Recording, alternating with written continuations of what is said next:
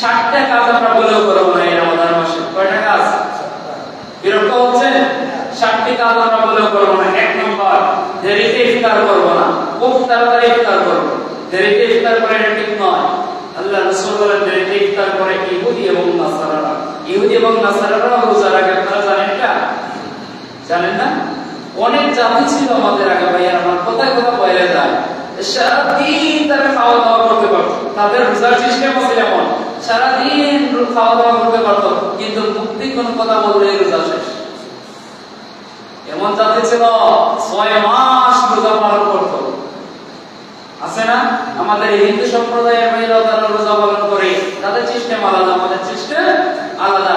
এজন্য ভাইরা আমরা আল্লাহ রাসূল বলেন মান তাশাব্বাহা বিকওমিন ফাহুয়া মিনহুম, যে ব্যক্তি যেই জাতির পন্থা অবলম্বন করবে সে তাদের অন্তর্ভুক্ত। তাহলে দেরিতে ইফতার করে কারা বললাম? ইহুদি এবং নাসারারা।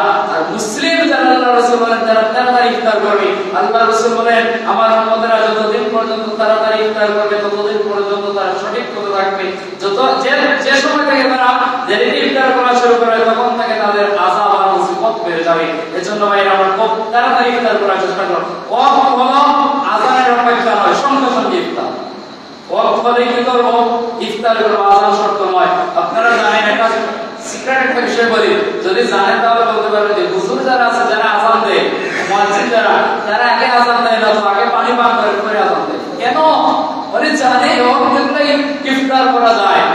আগে তাহলে যদি আমরা ভাবি যে আযান হলে যদি ইফতার করার আগে, আযানের আগে কোনো কিছু করতে রোজা ভেঙে যায়, এই হলো যে মুয়াজ্জিনের আযান রোজা থাকে ভাইয়েরা আমার। এজন্য ওয়াক্তের সাথে আমরা চলবো, ওয়াক্তে ইফতার করব ইনশাআল্লাহ। 2 নম্বরে দেখেন রোজার পবিত্রতা বজায় রাখো ভাই, আমাদের তো সময় নেই। 2 নম্বরে রোজার পবিত্রতা বজায় রাখো কান, হাত, চোখ, মুখ, মন, পা সবকিছু আল্লাহর ভয়ে নিয়ন্ত্রণ রাখবো। মিথ্যা কথা শুনবো না, মিথ্যা কথা বলবো না, খারাপ জিনিস দেখবো না, এইভাবে নিয়ত করবো ইনশাআল্লাহ।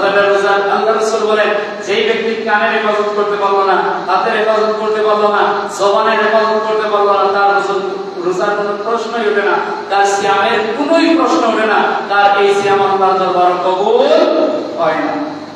এজন্য কান, চোখের রোজা আছে ভাইরা, আগামী জুমায় বলবো ইনশাআল্লাহ। 3 নম্বরে মিথ্যা কথা বলবো না। 4 নম্বরে অপচয় করবো না। রমাদান মাসে দেখেন আমরা এত আমাদের উন্নতি নাই শুধুমাত্র খাবার দাবারের কারণে। রমাদান মাসের বাইরে আমাদের যে খরচ হয়, রমাদান মাসের 3 ডাবল খরচ হয়, ঠিক কি না? অথচ রমাদান মাসে সারাদিন আমরা উদার্ত থাকি, কিন্তু খরচ হয় বেশি। কোন কিছুতে ভাই আমরা কি করবো না? অপচয় করবো না। এরপরে দেখেন 5 নম্বরে যে জিনিসটা আমরা করব না রমাদান মাসে, সেটা হচ্ছে লোক দেখানো ইবাদত। কোন ইবাদত আমরা করব না?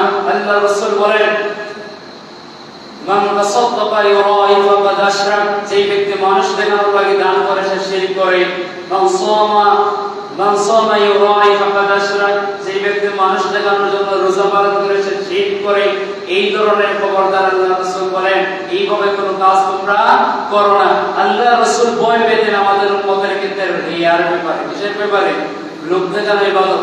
লোক দেখানো ইবাদত হচ্ছে শিরক, আর শিরক করলে কোনো ক্ষমা নাই। আল্লাহ সব গুনাহ ক্ষমা করেন, শিরকের গুনাহ ক্ষমা করেন না। এর আগে গত জুমায় যেগুলো আলোচনা হয়ে গেছে ইনশাআল্লাহ।